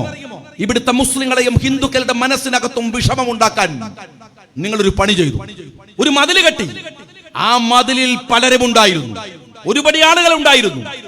അറിയാമല്ലോ നിങ്ങൾക്ക്, എല്ലാ മതവിശ്വാസികളും പലതരത്തിൽ പങ്കെടുത്തു. മതിലിന്റെ പേര് കേട്ടപ്പോ ഞാൻ അറിയാവുന്നിടത്തും പറയാവുന്നിടത്തും ഒക്കെ പറഞ്ഞു, മുസ്ലിം സഹോദരന്മാരെ, പെണ്ണുങ്ങളെ, നിങ്ങൾ പോകരുത്. സഹോദരന്മാരെ, നിങ്ങൾ നിങ്ങളുടെ സഹോദരിമാരെ ആ വനിതാ മതിലിൽ പറഞ്ഞു വിടരുത്. എന്താണ് സംഭവിച്ചത് എന്ന് നിങ്ങൾക്ക് ഓർമ്മയില്ലെങ്കിൽ പഴയ ഫയലുകളൊന്ന് പരിശോധിച്ചു നോക്ക്. ദേശാഭിമാനി അടക്കമുള്ള മലയാള പത്രങ്ങളിൽ മുഴുവൻ വന്ന വാർത്ത എന്താണെന്ന് അറിയുമോ? പർദ്ദയണിഞ്ഞ സ്ത്രീകൾ നിങ്ങളുടെ വനിതാ മതിലിൽ നിൽക്കുന്നു. പർദ്ദയണിഞ്ഞ പാത്തുമ്മക്ക്, പർദ്ദയണിഞ്ഞ സുബൈദക്ക്, ഇവിടുത്തെ ഖദീജക്ക് എന്താണോ ശബരിമല വിഷയത്തിൽ താല്പര്യം? നിങ്ങളുടെ താല്പര്യമാണോ അത്? നിങ്ങൾക്ക് എന്താ അതിൽ താല്പര്യം? സ്ത്രീകളോട് അവിടെ പോകാൻ പറഞ്ഞാൽ പോകാൻ, പറഞ്ഞിട്ടില്ലെങ്കിൽ അത് നിങ്ങളുടെ കാര്യമാണോ? ഈ രാജ്യത്ത് ഞാൻ ചോദിക്കട്ടെ, NRC ഞാൻ അന്ന് പ്രസംഗിച്ചു. നിങ്ങൾ നാളെ മുസ്ലിം കമ്മ്യൂണിറ്റിയുടെ ഒരു വിഷയം വരുമ്പോ ഈ രാജ്യത്തുള്ള ഹിന്ദു മതവിശ്വാസി എന്താ വിചാരിക്കുക? ഞങ്ങളുടെ ശബരിമല, ഞങ്ങളുടെ അയ്യപ്പൻ, ഞങ്ങളുടെ പ്രശ്നം, ആ പ്രശ്നത്തിന് ഇവിടുത്തെ ഈ CPM-കാരൊക്കെ കുഴപ്പമുണ്ടാക്കിയപ്പോ എന്തിനാ പാത്തുമാ നിങ്ങൾ പോയത്? അയൽപക്കത്തെ സുജാതക്ക് തോന്നൂലേ? ഇപ്പുറത്തിരിക്കുന്ന ശാന്തക്ക് തോന്നൂലേ? അവരുടെ മനസ്സിനകത്തൊരു വെറുപ്പുണ്ടാവില്ലേ? ആ വെറുപ്പ് വലുതാവില്ലേ? NRC-യുടെ പ്രശ്നം വരുമ്പോ എനിക്കിപ്പോഴും ഓർമ്മയുണ്ട്, കണ്ണൂരിൽ NRC സമരം MP-മാർ നയിക്കുമ്പോ കണ്ണൂരിൽ സുധാകരൻ MP ആയിരുന്നു ആ സമരം നയിച്ചത്. ഈ രാജ്യത്തിലെ മുസ്ലിങ്ങളോട് കടക്ക് പുറത്ത് എന്ന് പറയുന്ന ഒരു പ്രധാനമന്ത്രിയുടെ മുഖത്ത് നോക്കി ആക്രോശിക്കുന്ന ഇന്ത്യൻ ജനാധിപത്യത്തിന്റെ കരുത്തു തെളിയിച്ച സമരത്തിന്റെ കാലത്ത് ഞങ്ങൾ കണ്ണൂരിലെ സ്റ്റേഡിയം കോർണർ സ്റ്റേഡിയത്തിനകത്ത് നിന്ന് പ്രകടനം ആരംഭിക്കുകയാണ്. അങ്ങനെ പോകുമ്പോ ഒരു പ്രായമുള്ള സ്ത്രീ അവരിങ്ങനെ കാല് ഏന്തി വലിച്ച് പ്രകടനത്തിന് മുമ്പിൽ നടക്കുകയാണ്, കുറച്ച് മുമ്പിലായിട്ട് നടക്കുകയാണ്. അപ്പൊ എനിക്കൊരു പ്രയാസം തോന്നിയിട്ട് ഞാൻ സുധാകരേട്ടന്റെ കൂടെയുള്ള ആളോട് പറഞ്ഞു, ഇവരെ ഒരു വണ്ടിയിലാക്കിയിട്ട് ആ സ്റ്റേഡിയത്തിനടുത്ത് കൊണ്ടുപോയി വെക്ക്, അവിടെ നിർത്തിയേക്ക്. ഇവർക്ക് നടക്കാൻ കഴിയില്ല, 2-3 കിലോമീറ്റർ നടക്കണം. ഞാനതാ പതുക്കെ ആ അമ്മയുടെ അടുത്ത് പോയിട്ട് പറഞ്ഞു, അമ്മ നിങ്ങൾ ഇങ്ങനെ ബുദ്ധിമുട്ടണ്ട. എന്തിനാ? ആ അമ്മ എന്നോട് പറഞ്ഞൊരു കാര്യമുണ്ട്, ഞാൻ നടക്കണ്ടേ? എന്റെ പെങ്ങന്മാരോട്, എന്റെ അനുജത്തിമാരോട്, എന്റെ സഹോദരന്മാരോട് ഈ നാട്ടിൽ നിന്ന് പോകാൻ പറഞ്ഞ മോദിയോട് സമരം ചെയ്യാൻ എനിക്ക് ബാധ്യതയില്ല, ഞാൻ നടന്നോളും, മോൻ നോക്കേണ്ട കാര്യമില്ല. ഏന്തി വലിച്ച സ്ത്രീ, പ്രായമുള്ള സ്ത്രീ കണ്ണൂരിലെ സ്റ്റേഡിയം കോർണർ വരെ നടന്നു. എത്ര സ്ത്രീകൾ! ഈ രാജ്യത്തുള്ള ഹിന്ദു, ഇവിടുത്തെ മുസ്ലിം, ഇവിടുത്തെ ക്രിസ്ത്യാനി, അവരൊക്കെ പരസ്പരം സ്നേഹിക്കുന്നതിന്റെ ആഴമറിയണമെങ്കിൽ ഈ ഗ്രാമങ്ങളിലേക്ക് ഒന്ന് ഇറങ്ങി നോക്ക്. അവർക്ക് അവിടെയുണ്ട്. ആ സ്നേഹത്തിന്റെ കടക്കൽ കത്തിവെക്കാനാണ് ഈ CPM-കാരൻ ശബരിമല വിഷയത്തെ വർഗീയമായി ഉപയോഗിച്ചത്. നിങ്ങൾ മനസ്സിലാക്കണം, ഇതൊന്നും പുരോഗമനമല്ല, ഇതൊക്കെ ശുദ്ധമായ തട്ടിപ്പാണ്. കേരളത്തിൽ ന്യൂനപക്ഷങ്ങൾക്ക് ഒരു വോട്ടുണ്ട്. ഇവിടുത്തെ ഏകദേശം ഓർഗനൈസ്ഡ് ആണ് ഇവിടുത്തെ മതസമൂഹം എന്ന് പറയുന്നത്. അവർക്കിടയിൽ മതത്തിന്റെ പേരിൽ ഭിന്നിപ്പുണ്ടാക്കാതെ ഭരിക്കാനാവില്ലെന്ന് പറയുന്ന അപകടകരമായ പിണറായി തന്ത്രമാണ് ആ വനിതാ മതിലിന്റെ പിറകിൽ ഉണ്ടായിരുന്നത്. അതിന്റെ പേരിലാണ്. നിങ്ങൾ മനസ്സിലാക്കണം, രാജ്യത്തെ ജനങ്ങളെ ഭിന്നിപ്പിക്കാൻ നിങ്ങൾ ശബരിമല വിഷയത്തെ മതങ്ങളെ തമ്മിൽ തല്ലിക്കാൻ വേണ്ടി വിനിയോഗിച്ചു. രാജ്യത്ത് അതിനുശേഷം കോവിഡ് വന്നു. കോവിഡ് ലോകത്തെ മുഴുവൻ വിഡ്ഢിയാക്കിയ, ഞാൻ ഉറച്ചു വിശ്വസിക്കുന്നു, ലോകത്തെ മുഴുവൻ വിഡ്ഢിയാക്കിയ അള്ളാഹുവിന്റെ ഒരു പരീക്ഷണമാണ്, ഒരു വലിയ പരീക്ഷണമാണ്. ലോകത്തെ വിറങ്ങലിപ്പിച്ചു. സോപ്പ് കൊണ്ട് കഴുകിയാൽ പോകാവുന്ന ഒരു ബാക്ടീരിയ കൊണ്ട് ലോകത്തെ മുഴുവൻ എത്ര മാസമായി സാമ്പത്തികമായി ഒരു നാട് എത്രമേൽ അപകടപ്പെട്ടു പോയി. നമ്മുടെ രാജ്യം മാത്രമല്ല, ലോകം മുഴുക്കെ ഭയപ്പെട്ടു നിൽക്കുന്നു. ആ കോവിഡിന്റെ കാലത്ത് നിങ്ങൾ അറിയേണ്ട കാര്യമുണ്ട്. പ്രവാസി കോവിഡ് എന്നും കേരള കോവിഡ് എന്നും പറഞ്ഞിട്ട് ആ പ്രവാസികളെ മാറ്റി നിർത്തിയവരാണ് ഈ കേരളത്തിലെ ഗവൺമെന്റ്. ഞാൻ ഇന്നലെ ബഹ്റൈനിലെ UDF-ന്റെ തെരഞ്ഞെടുപ്പ് പ്രചാരണ യോഗത്തില് ഓൺലൈനിൽ MM ഹസനും ഒക്കെ ഉണ്ടായിരുന്നു. ആ യോഗത്തിൽ ഞാൻ സംസാരിക്കുമ്പോ അവിടെ സ്വാഗതം പറഞ്ഞ ആള് പറഞ്ഞു, ഞങ്ങളുടെ നാട്ടിൽ ഒരു അപരിചിതനെ പോലെ, ഒരു അസ്പൃശ്യതയുള്ള ഒരാളെ പോലെ മാറ്റി നിർത്താനുള്ള നടപടിക്രമങ്ങൾ ചെയ്തത് ഈ ഗവൺമെന്റാണ്. ആ പ്രവാസികൾ ഈ തെരഞ്ഞെടുപ്പിൽ, അല്ലെങ്കിൽ ആ പ്രവാസികളുടെ മനസ്സിനകത്തുള്ള പ്രയാസവും വേദനയും എന്താണെന്ന് നിങ്ങൾക്കറിയുമോ? എത്ര വലുതാണെന്ന് ഞാൻ ചോദിക്കുന്നത്. ഈ പ്രളയത്തിന്റെ കാലത്ത്, ആ പ്രളയത്തിന്റെ കാലത്താണല്ലോ CMRDF-ലേക്ക് ആ ഒരു കാലം നിങ്ങൾ ആലോചിച്ച് നോക്കണം. എന്തായിരുന്നു? പിണറായി വിജയൻ വൈകുന്നേരം 6 മണിയായാൽ ടിവിയുടെ മുമ്പിലെത്തും. എല്ലാവരും ടിവിന്റെ മുമ്പിൽ ആ സമയത്തും. കാര്യമായിട്ട് വേറെ പണിയില്ല, വല്ലാത്ത ബേജാറുള്ള സമയമാണ്. എന്തെങ്കിലും ഇയാൾ പറയണ്ടോ കേൾക്കാനാണ്. അദ്ദേഹത്തിന്റെ പ്രസംഗം 1 മണിക്കൂർ കേൾക്കുന്നത് പോലത്തെ ഒരു ബുദ്ധിമുട്ടുള്ള പടി വേറെ ദുനിയാവിൽ വേറെ ഇല്ല. എന്നാലും ആ തൊള്ളേക്ക് നോക്കി ഇങ്ങനെ ഇരിക്കുകയാണ്. പത്രക്കാർ മിണ്ടണില്ല, നാട്ടുകാർ മിണ്ടണില്ല. അപ്പം അങ്ങനെ പറയാണ്, പട്ടിയെ കുളിപ്പിക്കണം, അതിനെ ശ്രദ്ധിക്കേണ്ടതാണ്. പൂച്ച ഇറങ്ങിയിട്ട് അപ്പുറത്തുപ്പുറത്തൊക്കെ പോകുന്നുണ്ടോ നിങ്ങൾ നോക്കണം. വണ്ടി ഇടക്കിടക്ക് സ്റ്റാർട്ട് ചെയ്യണം, അല്ലെങ്കിൽ ബാറ്ററി ഇറങ്ങിപ്പോകും. അദ്ദേഹം ഇങ്ങനെ ഒരു കേരളത്തിലെ മൊത്തം നമ്മളെ പോരെയൊക്കെ നിയന്ത്രിക്കുന്ന ഒരാളായിട്ട് ഇങ്ങനെ പോവാണ്. PR വർക്കാണ്. അദ്ദേഹത്തിന്റെ പിറകിൽ കോടികൾ മുടക്കിയിട്ട് ഒരു മനുഷ്യനെങ്ങനെ ദൈവാവതാരമായി കൊണ്ടുവരികയാണ്.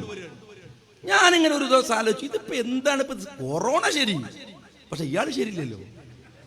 കൊറോണന്റെ പേര് പറഞ്ഞിട്ട് ഇയാൾ അങ്ങനെ അംഗീകരിക്കാൻ പറ്റുമോ? ഈ മനുഷ്യൻ എന്തൊക്കെയാ ചെയ്തു വെച്ചിരിക്കുന്നത് ഇതിന്റെ മറവിൽ? എന്തായാലും ഏർപ്പാടാണ്. അങ്ങനെ നമ്മൾ എന്തായാലും പറയുമ്പോ പറയൂലേ, ഈ കൊറോണ കാലത്താണോ നീ പറയുന്നത്?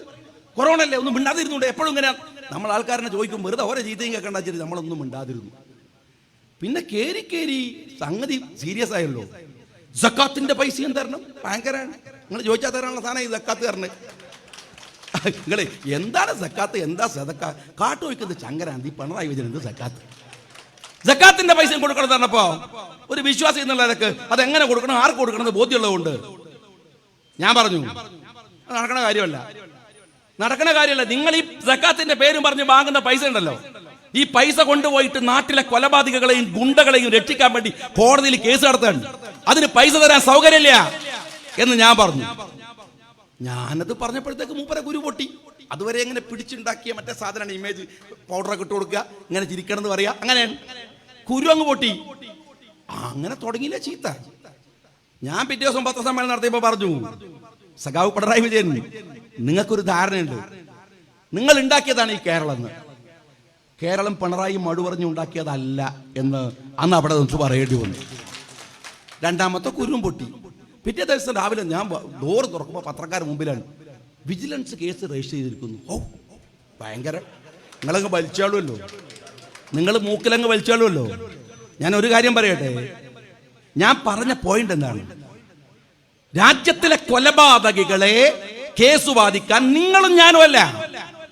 എന്റെ പ്രിയപ്പെട്ട സുഹൃത്ത് ഷാഫി നിയമസഭയിൽ പറയുമ്പോ കണ്ടമിടറിയിട്ട് പറഞ്ഞു, ശരത് ലാലിന്റെ, കൃപേഷിന്റെ അമ്മമാർ, അച്ഛൻ, ആ കൊണ്ടുവന്ന ഡെഡ് ബോഡി ഉണ്ടല്ലോ, ആ മക്കളുടെ ഡെഡ് ബോഡി അവിടെ അത് ചാരമാക്കി അവർ കത്തിച്ചു കളഞ്ഞ് അവരുടെ ചിതാഭസ്മത്തിന്റെ അല്ലെങ്കിൽ അവർ മറപെട്ട് കിടക്കുന്നിടത്ത് അവർ കത്തിച്ചു വെക്കുന്ന ചന്ദനത്തിരിയില്ലേ, അവർ എണ്ണയിട്ട് കത്തിക്കുന്ന അവിടുത്തെ തിരിയില്ലേ, ആ തിരിക്കു വാങ്ങുന്ന എണ്ണയുടെ നികുതി പണമുണ്ട്. ശരത് ലാലിനെതിരെ നിങ്ങൾ കോടതിയിൽ പോകുമ്പോ പാവപ്പെട്ടവന്റെ നികുതി പണം എടുത്തിട്ട് നിങ്ങളെ തോന്നിവാസം ചെയ്യാനാണോ നിങ്ങൾ വിചാരിച്ചത്? അത് പാടില്ല എന്ന് പറയാനുള്ള ബാധ്യത ഞങ്ങൾക്കില്ലേ? ആ ബാധ്യത ഉണ്ട്. അത് പറഞ്ഞു. എനിക്കിപ്പോഴും ഓർമ്മയുണ്ട്, ഞാൻ ഇവിടുന്ന് അല്ലെങ്കിൽ അഴീക്കോട് നിന്ന് കഴിഞ്ഞ ഉമ്മൻചാണ്ടി ഭരിക്കുമ്പോ പോകുമ്പോ ഒരു കെട്ടു ഫയലാണ്. അതിനകത്ത് മുഴുവൻ എന്താണ്, കുറെ രോഗികള്, പാവങ്ങള്, അവരുടെ ഒക്കെ അപേക്ഷ ഉണ്ടാവും. അങ്ങനെ പതുക്കെ ഉമ്മൻചാണ്ടിയുള്ള സമയത്ത് ഞങ്ങൾ പതുക്കെ നിയമസഭ നടന്നുകൊണ്ടിരിക്കുമ്പോ അദ്ദേഹത്തിന്റെ ബാക്കിൽ പോയി ഇങ്ങനെ നിൽക്കും, ക്യൂ ആയിട്ട് നിൽക്കുക, കസേരയിൽ നിൽക്കും, ഓരോരുത്തർ എഴുന്നേറ്റ് ചൊല്ലും. അദ്ദേഹം ഒന്ന് തിരിഞ്ഞു നോക്കും, എന്നിട്ട് വാങ്ങിട്ട് എന്നോട് ചോദിക്കും, 1 ലക്ഷമൊക്കെ വേണോ? അപ്പൊ ഞാൻ പറയും, പാവാണ്, കഷ്ടപ്പാടാണ്. അപ്പൊ തന്നെ 1 ലക്ഷം റുപ്യ, മറ്റത് 50,000, 20, 10, 30. ഞാൻ നിയമസഭയിൽ നാട്ടിലേക്ക് പോകുമ്പോ ആ നാട്ടിലെ പാവങ്ങൾക്ക് അവർക്ക് കൊടുക്കാനുള്ള ഒരു വലിയ സംഖ്യ കയ്യിലുണ്ടാവും. എല്ലാവർക്കും അങ്ങനെ ആയിരുന്നു. MLA-മാര് വാങ്ങിത്തരാത്തിടത്ത് കൽപ്പറ്റയിലെ ജനചന്ദ്ര സ്കൂളിന്റെ അല്ലെങ്കിൽ SKMJ സ്കൂളിന്റെ ഗ്രൗണ്ടിൽ വന്നിട്ട് മുഖ്യമന്ത്രി ചോദിക്കുകയാണ്, വേറെ ആർക്കകത്ത് കിട്ടാനുള്ളത്? ആലോചിക്കണം നിങ്ങള്. അപ്പൊ ഓരോരുത്തരും നേരം വെളുക്കണവരെ അപേക്ഷ ഒപ്പിടിക്കുകയാണ്. ഇപ്പോഴും അപേക്ഷ നമുക്ക് കിട്ടലുണ്ട്. പക്ഷെ ഈ സാധനമായിട്ട് പോകേണ്ടത് ആരെ മുമ്പക്കാണ്? എന്റെ മക്കളെ, സഖാക്കള്, ഒരു സഖാവ് പോയി നിൽക്കൂല. ഞാൻ രാജേഷിനോട് ചോദിച്ചു, ഇതൊക്കെ എന്താ ചെയ്യല്? മൂപ്പര് കയ്യിൽ വാങ്ങൂലല്ലോ. മൂപ്പര് പഠിച്ചവനാണല്ലോ, കയ്യിൽ വാങ്ങാൻ പറ്റാത്ത ആൾ. ഭയങ്കര രാജ ചോള വിക്രമനാണ്, മഹാരാജാവാണ്. അടുത്ത് പോകാൻ പറ്റൂല, ഒരു അപേക്ഷ കൊടുക്കാൻ പറ്റൂല. മുഖ്യമന്ത്രിയുടെ ഓഫീസിന്റെ ഒരു വാതിലെ തുറന്നു വെക്കൂ, അതിനകത്ത് ചോദിക്കുന്നവർക്ക്, നേരത്തെ അനുമതി വാങ്ങിയവർക്ക് അകത്ത് കടക്കാൻ പറ്റൂ. അങ്ങനെയൊക്കെയാണ്. പാവപ്പെട്ടവന് 10 റുപ്യയുടെ ആനുകൂല്യം കൊടുക്കാത്ത അഹങ്കാരത്തിന്റെ ഭരണത്തിന്റെ പേരാണ് ഈ പിണറായി സർക്കാർ എന്ന് പറയുന്നത്. നിങ്ങൾക്കാണോ വോട്ട് വേണ്ടത്? ഇവിടെ ഇപ്പൊ വരുന്ന വഴിക്ക് നിങ്ങൾ ലൈറ്റൊക്കെ ഇട്ട് വെച്ച് നമ്മൾ കണ്ടോട്ടെന്ന് വെച്ചിട്ട് ഫോട്ടോ വെച്ചിട്ടില്ല. ആത്മാർത്ഥമായിട്ടാണോ സഖാവെ വെച്ചത്? സത്യത്തിൽ ഉള്ളിൽ എടാ നമുക്ക് എന്നുള്ള ചോദ്യം നിങ്ങൾക്ക് ഇല്ലേ? സത്യം പറ, നിങ്ങൾ എവിടെയെങ്കിലും പോസ്റ്റർ വെച്ചിരുന്നോ? എവിടെയെങ്കിലും ബാനർ വെച്ചിരുന്നോ? നിങ്ങൾക്ക് ദേഷ്യം ഇല്ലാതെ നിങ്ങൾ ഞങ്ങളോട് പറയണോ? കൂട്ടത്തിൽ നിങ്ങൾ പറയണില്ലേ എന്നൊക്കെ കേസിൽ, നിങ്ങൾ കേസിൽ കൊടുക്കണോ? കൂട്ടത്തിൽ നടക്കുന്ന ഐസക്കിന് പാര വെക്കുന്ന പിണറായി എന്നെ കുടുക്കിയിട്ടില്ലെങ്കിലല്ലേ അത്ഭുതമുള്ളൂ. കൂടെ നടക്കുന്ന ഐസക്കിന് ഇല്ലേ, എന്നെ നിങ്ങൾ എന്താക്കുന്ന വിചാരിച്ചത്? കേസ് കൊടുത്തിട്ട് അങ്ങ് പേടിപ്പിക്കാന്നായിരിക്കുന്നുണ്ടോ? ഇല്ലാണ്ടാക്കാന്നായിരിക്കുന്നുണ്ടോ? എടോ, നിങ്ങൾ ഒരു കാര്യം മനസ്സിലാക്കേണ്ടത്, ഞങ്ങളൊന്നും അടച്ചിടാൻ പറ്റിയ ജയിലൊന്നും കേരളത്തിൽ നിങ്ങൾ കണ്ടുപിടിച്ചിട്ടുണ്ടോ? മനസ്സിലാക്കിക്കോ നീ. അതിന്റെ കണ്ണൂർ സെൻട്രൽ ജയിലിൽ ഇപ്പൊ അതിന്റെ MLA ഞാനാണ്. മനസ്സിലായി എനിക്ക്? അതിനകത്ത് പോയിട്ടുണ്ട്. നിങ്ങൾ എന്നെ കൊണ്ട് അടങ്ങ് ഇട്ടാൽ ഞാൻ അവിടെ അങ്ങ് തീരുന്നു വിചാരിക്കണമെങ്കിൽ പിണറായി വിജയനെ പോലത്തെ ഒരു വിഡ്ഢി ഈ ലോകത്തുണ്ടാവില്ല എന്ന് ഞാൻ ഉറപ്പിച്ചു പറയും. അതൊക്കെ വെറുതെയാണ്. അതൊക്കെ നിങ്ങൾ കൊള്ളാവുന്നവരെ കാണാത്തതിന്റെ കുഴപ്പമാണ്, അതിന്റെ പ്രശ്നമാണ്. ആരൊക്കെ പേടിപ്പിക്കണം? എന്താണ് പ്രതിപക്ഷ നേതാവിന് നോട്ടീസ്? ആരെ? വിജിലൻസ്. പ്രതിപക്ഷ നേതാവിന് നോട്ടീസ്. ഞാൻ ഇവിടുത്തെ ഉദ്യോഗസ്ഥന്മാരോട് പറയണം, നിങ്ങൾ പ്രതിപക്ഷ നേതാവിനെ ജയിലിലടക്കാൻ അപ്പൊ പറയാണ് പത്രങ്ങളിലൊക്കെ. ആരാണ്? സ്പീക്കർ അനുമതി കൊടുത്തു എന്ന് വെച്ചാൽ ഇതെന്തോ മൂപ്പര അടിച്ചു വെച്ചിരിക്കണം. ആർക്കാ കൊടുക്കേണ്ടതെന്ന് ചോദിച്ചിട്ട്. ആർക്കാ? മുഖ്യമന്ത്രിയുടെ കൈക്കാരന്റെ പണിയല്ലേ കേരളത്തിലെ സ്പീക്കർ എടുക്കുന്നത്. അതിനപ്പുറം എന്താ റോൾ ഉള്ളത്? എന്താ ഉള്ളത്? ഇതിന് പ്രതിപക്ഷ നേതാവിന് കേരളത്തിൽ ഇതുവരെ ഒരു ഗവൺമെന്റ് ചെയ്തിട്ടുണ്ടാവും അങ്ങനെ? പ്രതിപക്ഷ നേതാവിനെ ജയിലിൽ അടക്കാൻ വേണ്ടി ഒരു മുഖ്യമന്ത്രി ഗൂഢാലോചന നടത്തുക, അതിനുവേണ്ടി ഉദ്യോഗസ്ഥന്മാർ നിന്നോടുക്കുക, ഒരു കാര്യങ്ങൾ ഉറപ്പിച്ചു വെച്ചോ. 5 മാസത്തിന്റെ ആയുസ് വെച്ചിട്ടാ കളിക്കണത്. ഈ കളിക്കണ ഉദ്യോഗസ്ഥന്മാരടക്കം ആലോചിച്ചോ, കാലം മാറും, നേരം ഇരുട്ടി വെളുക്കുന്നതുകൊണ്ട് ലോകം അവസാനിക്കൂല. അങ്ങനെ പണ്ടൊക്കെ മറന്നു പോകുന്ന ആൾക്കാരുണ്ട്. ഇപ്പൊ നല്ല ഓർമ്മയുള്ള ഞങ്ങളെ പോലത്തെ ആൾക്കാരുടെ നടക്കൂല. ഓരോന്നും ചോദിക്കും, ഓരോ കളികൾക്കും എണ്ണമിട്ട് ഉത്തരം പറയേണ്ടി വരും. ഞങ്ങൾക്ക് ഒരു ഭയമില്ല. ഞങ്ങൾക്ക് ഭയമില്ലാത്തത് എന്തുകൊണ്ടാണെന്നാൽ ഈ പ്രതികാരത്തിന്റെ രാഷ്ട്രീയത്തെ നേരിടാൻ കഴിയുന്ന ശക്തമായ ജനപിന്തുണ ഞങ്ങളുടെ കൂടെ ഉണ്ട് എന്നുള്ളത് കൊണ്ടാണ്. നിങ്ങൾ കൊന്നു തള്ളിയിട്ടില്ലേ? ഞാൻ ഒരു കാര്യം ബഹുമാനപ്പെട്ട കേരളത്തിന്റെ മുഖ്യമന്ത്രി മനസ്സിലാക്കിക്കോ, ഇതുപോലെ ഒരു സർവനാശം ഒരു ഗവൺമെന്റിന് വന്നിട്ടുണ്ടാവില്ല, ഒരു മുഖ്യമന്ത്രിക്ക് വന്നിട്ടുണ്ടാവില്ല. അറിയോ നിങ്ങൾ നാറാന്നൊക്കെ പറഞ്ഞാല് എന്റെ സഹോദരന്മാരെ, മുനിസിപ്പാലിറ്റി കക്കൂസ് ഇതിലും ഭേദാണെന്ന്. എന്തൊരു നാറ്റമാണ് ഇങ്ങനെയുണ്ട് ഒരു ഗവൺമെന്റ് നാറല്. എന്താ നാറണെന്നറിയോ? ഒരുപാട് അമ്മമാരുടെ പ്രാർത്ഥനയുണ്ട്. മക്കൾ നഷ്ടപ്പെട്ടു പോയ, നിങ്ങൾ തല്ലി തകർത്തു കളഞ്ഞ, നിങ്ങൾ നശിപ്പിച്ചു കളഞ്ഞ ശരത്തിന്റെയും കൃപേഷിന്റെയും, ശരത്ലാലിന്റെയും കൃപേഷിന്റെയും, എന്തിന് ജീവിച്ചിരിക്കുന്ന അലൻ താഹയുടെയും ഷുക്കൂറിന്റെയും ഷുഐബിന്റെയും ഷൗക്കത്ത്, അങ്ങനെ എത്ര പേരുടെ, അസ്ലബിന്റെയും ആ അമ്മമാരുടെ കണ്ണുനീര്, പീഡിതന്റെ പ്രാർത്ഥനയുടെ മുമ്പിൽ ഒരു മറയില്ല. അറിയോങ്ങള്, അവർക്ക് താങ്ങായി നിൽക്കേണ്ട മക്കളെയാ നിങ്ങൾ കൊന്നു തള്ളിയത്. എന്തിന്റെ പേരിലാ സഖാവേ? എന്തിന്റെ പേരിലാണ്? നിങ്ങൾക്ക് എന്തിനാ മടിയുള്ളത്? ഈ എന്നെ കുറിച്ച് വലിയ ബഹളങ്ങൾ ഉണ്ടാക്കിയല്ലോ, ആ കണക്കൊക്കെ ഞാൻ കൃത്യമായിട്ട് പറയും, പറയേണ്ട രൂപത്തിൽ പറഞ്ഞു തരും. നിങ്ങൾ വേദന വേണ്ട, മനസ്സിലായിക്കോ. നിങ്ങൾ ഇടതുപക്ഷക്കാരൻ, ഞങ്ങൾ കൃത്യമായിട്ട് പറയും. പക്ഷെ ഒരു കാര്യം ഞാൻ ചോദിക്കട്ടെ, ആ ആരവത്തിനിടയിൽ കണ്ണൂരിലെ ഒരു സഖാവ് അങ്ങ് മഹാരാഷ്ട്രയിലെ ബോംബെയിലെ ഒരു ഗുണ്ടാ സംഘത്തിന് കൊട്ടേഷൻ കൊടുക്കുക, എന്നെ ശരിയാക്കുക. അതിന്റെ വോയിസ് എനിക്ക് വളരെ യാദൃച്ഛികമായി CPM-ന്റെ ഗുണ്ടകളുടെ പടലപ്പണക്കത്തിനിടയിൽ എന്റെ കയ്യിൽ കിട്ടുക. ഞാനത് പോലീസിനെ ഏൽപ്പിക്കുക. അവന്റെ പേര് നിങ്ങൾക്കറിയാം, ഞാൻ അത് ആവർത്തിച്ചൊന്നും പറയണില്ല. പാപ്പിനിശ്ശേരിയിലെ ഒരു ചെറുപ്പക്കാരൻ 2 തവണ കോടതി അവന്റെ ജാമ്യാപേക്ഷ തള്ളി. അവനെ പിടിച്ചോ പോലീസ്? അവനെ പിടിച്ചോ? നിങ്ങൾ മനസ്സിലാക്കേണ്ട കാര്യം, ഇവൻ ബോംബെയിലെ ഗുണ്ടാ സംഘത്തോട് പറയാണ് ഒരാളെ തട്ടണം കൂളായിട്ട്. അപ്പൊ ഇവൻ ചോദിക്കാണ്, ഒരു 10 ലക്ഷം റുപ്യ പോരെ? അപ്പൊ ഓല് പറയാണ്, ഇത് കോയിനെ കൊല്ലാനൊന്നല്ലല്ലോ, എന്നാ പിന്നെ 25 ലക്ഷം റുപ്യ. എന്റെ ജീവന് വില പറയാണ് ഈ പന്ന സഖാക്കള്. നിങ്ങൾ മനസ്സിലാക്കണം, ഒരു മനുഷ്യനെ കൊല്ലാനാണ്. അറിയോ, ഒരു മനുഷ്യനെ കൊല്ലാൻ കൊട്ടേഷൻ കൊടുക്കുക. അവനെ പിടിച്ചോ നിങ്ങൾ? ഇപ്പോഴും പോലീസ് അന്വേഷിക്കണില്ലേ? 2 തവണയും കോടതി അവന്റെ മുൻകൂർ ജാമ്യാപേക്ഷ തള്ളിയത്. ഞാൻ നിങ്ങളോട് ചോദിക്കുന്നത്, ഇങ്ങനെയാണോ രാഷ്ട്രീയ പ്രവർത്തനം? ഞാൻ പറഞ്ഞത് എന്റെ അഭിപ്രായം ശരിയാണ് എന്നോ അല്ലെങ്കിലോ എന്നോട് ഡിബേറ്റ് ചെയ്യാൻ നിങ്ങൾ വരണ്ടേ? ആളെ കൊന്നു തീർക്കലാണോ? അതാണോ രാഷ്ട്രീയം?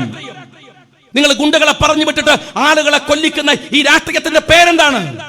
സഖാക്കൾ പറ. എന്നിട്ട് രാജ്യത്ത് വന്ന് കോളിനോസ് ചിരിയം ചിരിച്ചിട്ട് ഇപ്പൊ എന്തു പറഞ്ഞാലും ചോദിക്കാണ്, നിങ്ങൾ സ്വർണ്ണക്കടത്ത് നടത്തിയില്ലേ? അപ്പൊ ചോദിക്കാണ്, കിറ്റ് കിട്ടിയില്ലേ? അതാണ്. നിങ്ങൾ രാജ്യത്ത് വേറെ കുറെ ആളുകളെ കൊന്നില്ലേ? അപ്പൊ കിറ്റ് നക്കിയില്ലേ?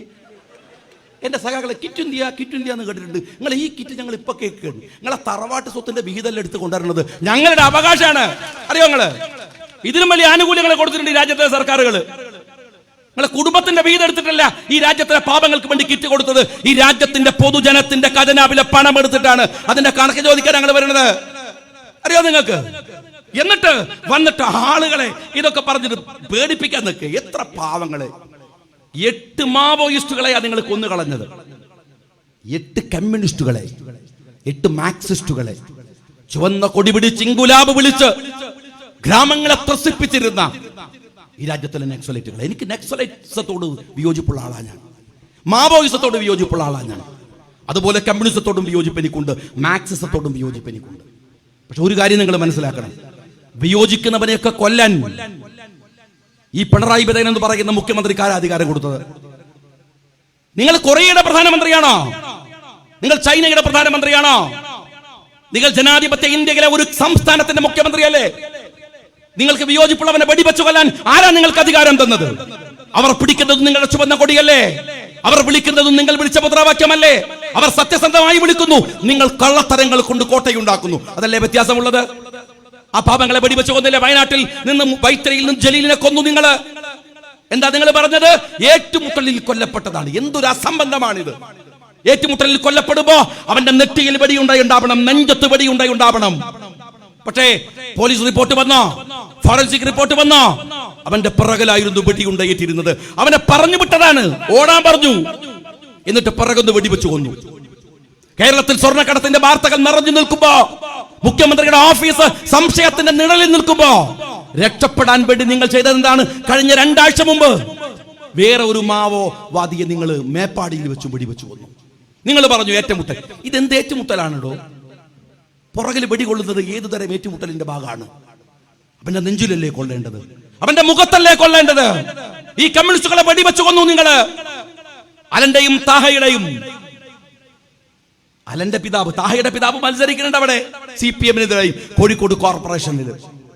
നിങ്ങൾക്ക് വേണ്ടി മുദ്രാവാക്യം വിളിച്ചു നടന്ന SFIയുടെ പേരിൽ ഈ രാജ്യത്ത് നിറഞ്ഞു നിന്നിരുന്ന 2 ചെറുപ്പക്കാരെ അവർ തീക്ഷ്ണമായി സംസാരിക്കുന്നു എന്നതുകൊണ്ട്, അവരിവിടുത്തെ സഖാക്കളെ പോലെ ഇങ്ങനെ എന്താണ് ഈ പിണറായി തമ്പുരാന്റെ മുമ്പിൽ ഓച്ചാനിക്കുന്നില്ല എന്നതുകൊണ്ട്, ഒരു ശക്തമായ കമ്മ്യൂണിസ്റ്റുകാർ എന്ന നിലക്ക് തങ്ങളുടെ വിയോജിപ്പുകൾ സൂചിപ്പിക്കുന്നു എന്നതുകൊണ്ട് അവരെ നിങ്ങൾ UAPAയിൽ ചാർത്തിയിട്ട് അവരെ നിങ്ങൾ കുടുക്കുകയാണ് ചെയ്തത്.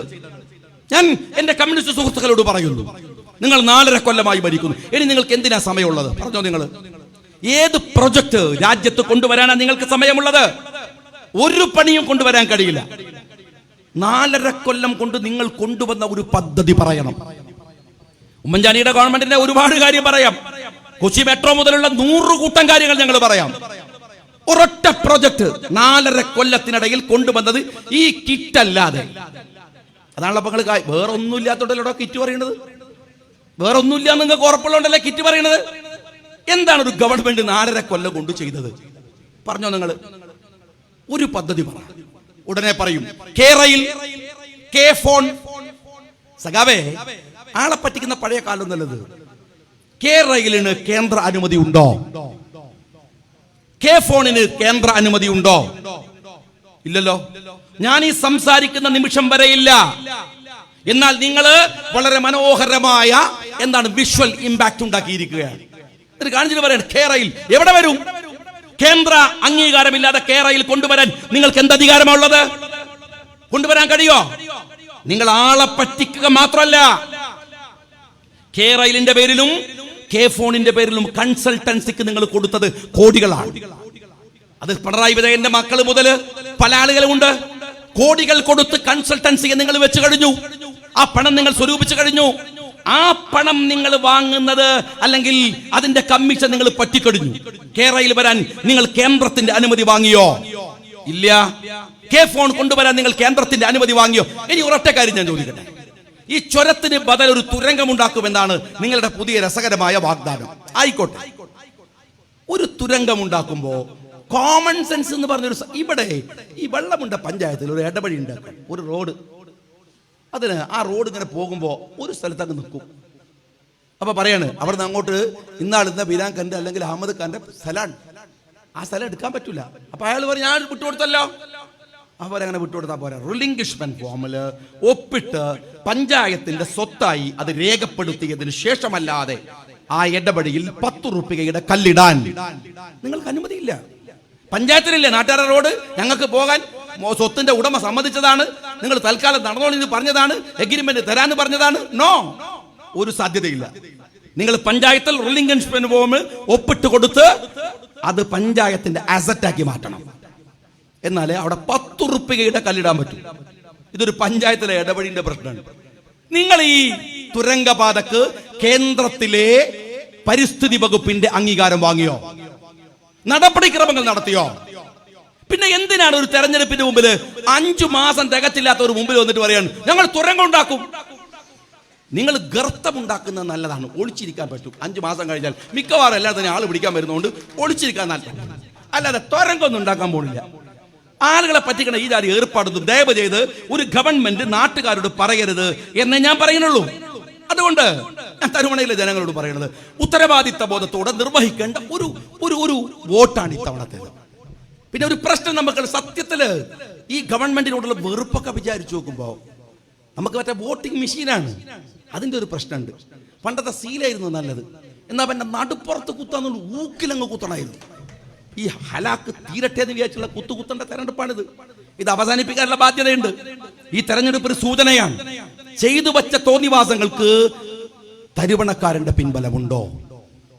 കാട്ടിക്കൂട്ടിയ നെറികേടുകൾക്ക് തരുവണക്കാരന്റെ പിൻബലമുണ്ടോ? വെള്ളമുണ്ടക്കാരന്റെ പിൻബലമുണ്ടോ? വയനാട്ടുകാരന്റെ, മലയാളിയുടെ പിൻബലമുണ്ടോ? അതിനാണ് യെസ് നോ എന്ന് പറയേണ്ടത്. മത്സരിക്കുന്ന സ്ഥാനാർത്ഥി അല്ല വിഷയം, കാണുന്ന ചിഹ്നങ്ങളുമല്ല വിഷയം. ഈ ഗവൺമെന്റിനോടുള്ള വിയോജിപ്പ് എന്താണ്?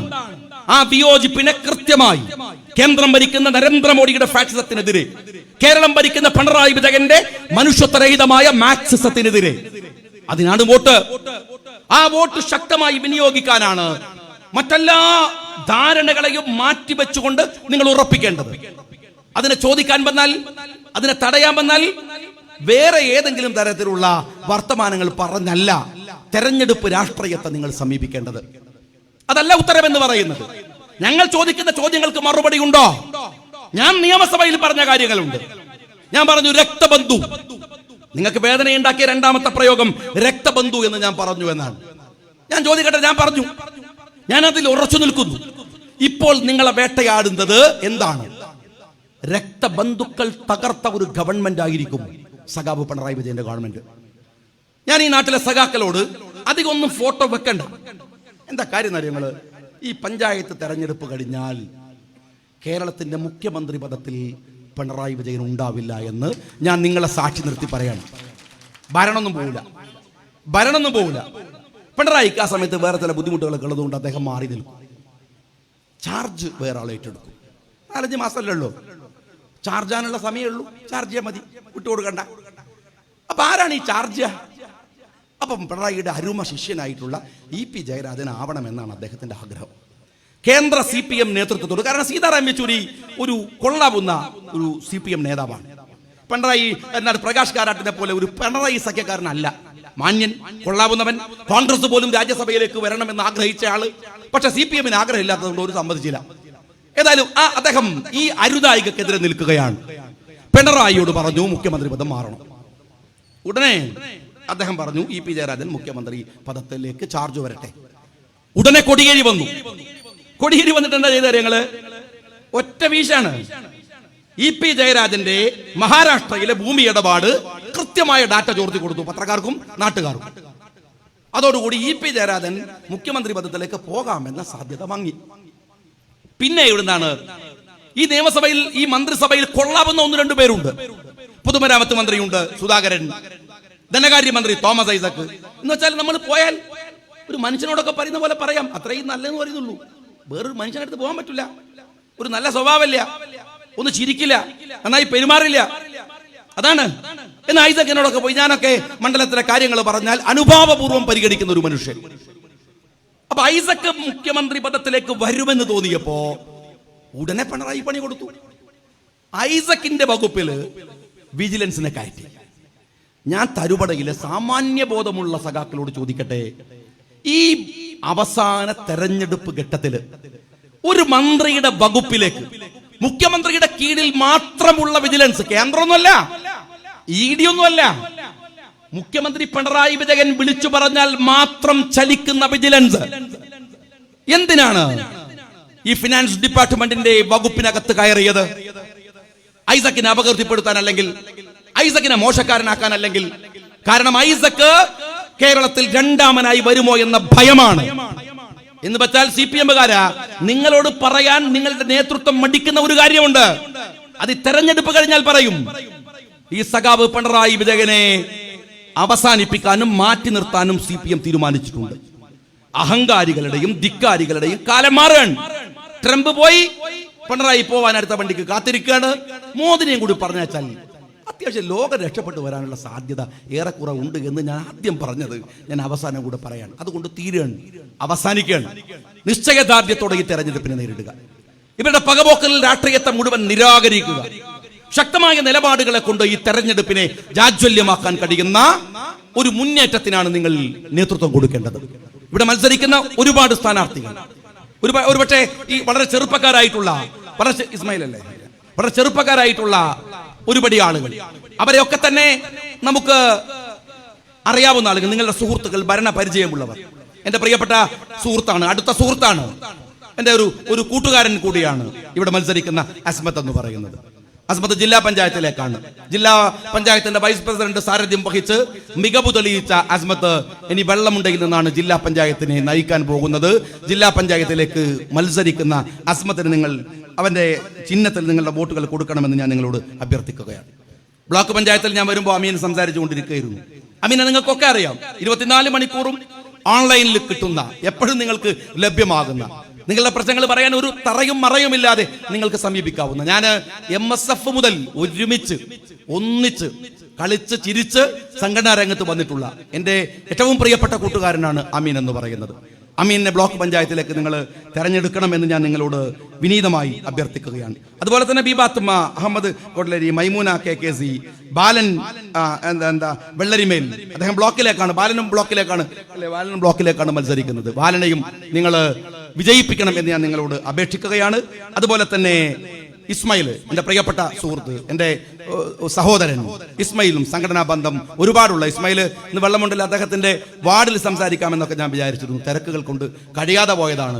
ഇസ്മായിലിനെയും വമ്പിച്ച വോട്ടിന് ജയിപ്പിക്കാൻ നിങ്ങൾ അദ്ദേഹത്തിന്റെ കൂടെ, അദ്ദേഹത്തിന്റെ തെരഞ്ഞെടുപ്പ് പ്രചാരണങ്ങളിലും വോട്ട് ചെയ്യാനും ഒക്കെ ഉണ്ടാവണം എന്ന് ഞാൻ അഭ്യർത്ഥിക്കുന്നു. പ്രിയപ്പെട്ട നിസാർ, മണ്ഡലം മുസ്ലിം ലീഗിന്റെ പ്രസിഡന്റ് കൂടിയായിട്ടുള്ള നിസാർ ഇവിടെ വേദിയിൽ കുറച്ച് വൈകിട്ടാണ്, ഞാൻ സംസാരത്തിന് ഇടയിൽ പറയേണ്ടെന്ന് കരുതിയാണ് അദ്ദേഹം ബഹുമാനനായ, പിന്നെ ഞാൻ എപ്പോഴും പറയാറുണ്ട്, എനിക്ക് രാഷ്ട്രീയത്തിൽ വയനാട്ടിൽ നിന്ന് ഉയർന്നു പോകുമ്പോൾ ശക്തിയും കരുത്തും ധൈര്യവും സ്ഥൈര്യവും ഒക്കെ തന്നിട്ടുള്ള പ്രിയപ്പെട്ട മമ്മൂട്ടിക്ക് അല്ലാഹു അദ്ദേഹത്തിന്റെ പരലോക ജീവിതം സുഖപ്രദമാക്കി കൊടുക്കുമാറാവട്ടെ. മമ്മൂട്ടിക്ക് ശേഷം സംഘടനാ രംഗത്ത് അതിന്റെ സാരഥ്യം ഏറ്റെടുത്തു കൊണ്ടുവന്ന നിസാർ ഒക്കെ ഇവിടെ ഉണ്ട്. ഞാൻ അതുകൊണ്ട് ദീർഘമായിട്ട് സംസാരിക്കുന്നില്ല. ഇവിടെ സംസാരിച്ചിട്ടുള്ള പ്രിയപ്പെട്ട CH അടക്കമുള്ള ഒരുപടി ആളുകൾ എല്ലാവരെയും ഞാൻ ഹൃദയംഗമമായി അഭിവാദ്യം ചെയ്യുന്നു. ധീരമായ പോരാട്ടത്തിന് ഒരുങ്ങുക. ഇത് ധാർമ്മികതയുടെ വിജയമായി പ്രഖ്യാപിക്കാൻ നമുക്ക് കഴിയണം. അതിന് സാധിക്കുമാറാവട്ടെ. UDF-നെ വിജയിപ്പിക്കുക. ഹൃദയംഗമമായ അഭിവാദ്യങ്ങൾ നേർന്നുകൊണ്ട് ഞാൻ എൻ്റെ വാക്കുകൾക്ക് വിരാമം കുറിക്കുന്നു. ജയ് ഹിന്ദ്.